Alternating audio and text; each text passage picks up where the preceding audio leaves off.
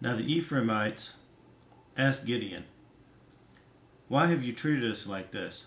Why didn't you call us when you went to fight Midian?" And they criticized him sharply. But he answered them, "What have I accomplished compared to you? Aren't the gleanings of Ephraim's grapes better than the full grape harvest of Abiezer? God gave Oreb and Zeb, the Midianite leaders, into your hands. What was I able to do compared to you?"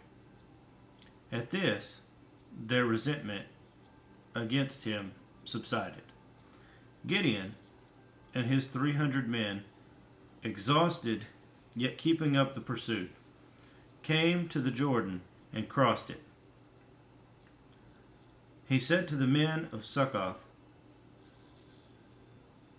"Give my troops some bread. They are worn out, and I am still pursuing Zebah and Zalmunna, the kings of Midian." But the officials of Succoth said, "Do you already have the hands of Zebah and Zalmunna in your possession?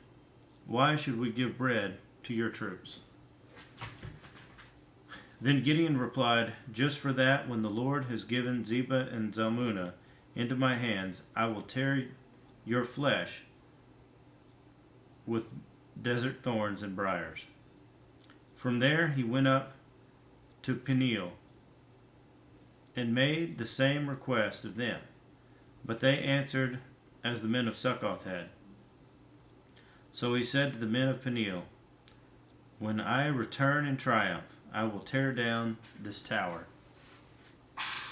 When Zebah and Zalmunna were in Karkor with a force of about 15,000 men, all that were left of the armies of the eastern peoples, 120,000 swordsmen, had fallen.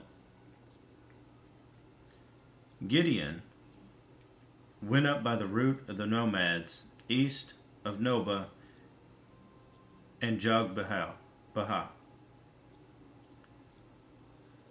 and fell upon the unsuspecting army.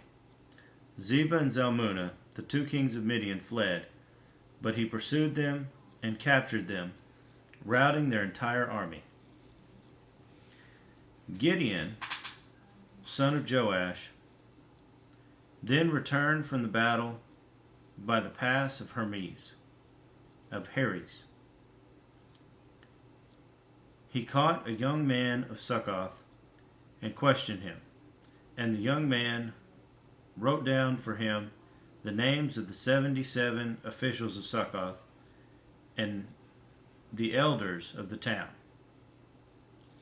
Then Gideon came and said to the men of Succoth, "Here are Zebah and Zalmunna, about whom you taunted me by saying, 'Do you already have the hands of Zebah and Zalmunna in your possession? Why should we give bread to your exhausted men?'"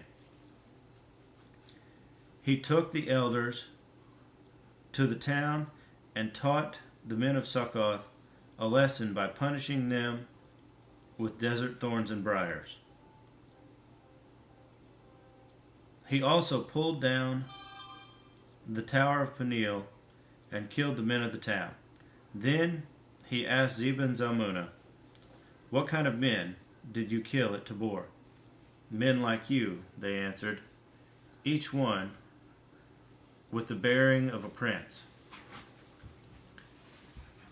Gideon replied, "Those were my brothers, the sons of my own mother. As surely as the Lord lives, if you had spared their lives, I would not kill you." Turning to Jether, his oldest son, he said, "Kill them." But Jether did not draw his sword, because he was only a boy and was afraid. Zebah and Zalmunna said, "Come, do it yourself. As is the man, so is his strength."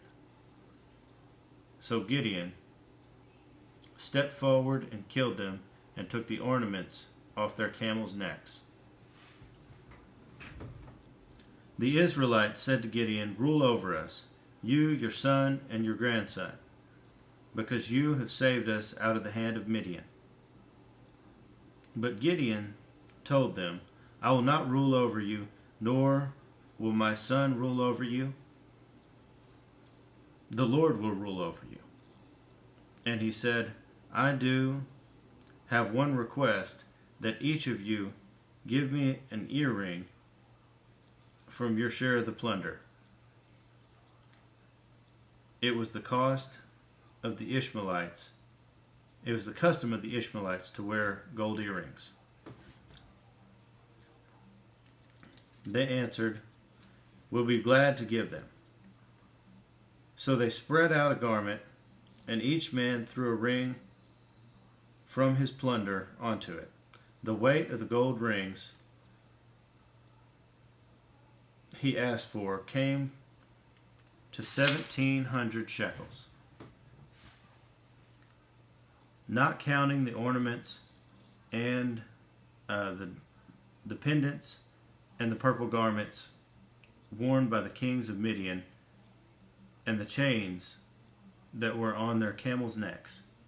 Gideon made the gold into an ephod, which he placed in Ophrah, his town. All Israel prostituted themselves by worshiping it there, and it became a snare to Gideon and his family. Thus Midian was subdued before the Israelites and did not raise its head again. During Gideon's lifetime, the land enjoyed peace 40 years. Jerubbaal, son of Joash, went back home to live. He had 70 sons of his own, for he had many wives. His concubine, who lived in Shechem, also bore him a son, whom he named Abimelech. Gideon, son of Joash, died at a good old age, and was buried in the tomb of his father Joash in Ophrah of the Abiezrites. No sooner had Gideon died than the Israelites again prostituted themselves to the Baals. They set up Baal Berith as their god, and did not remember the Lord their God, who had rescued them from the hands of all their enemies on every side. They also failed to show kindness to the family of Jerubbaal, that is, Gideon, for all the good things he had done for them.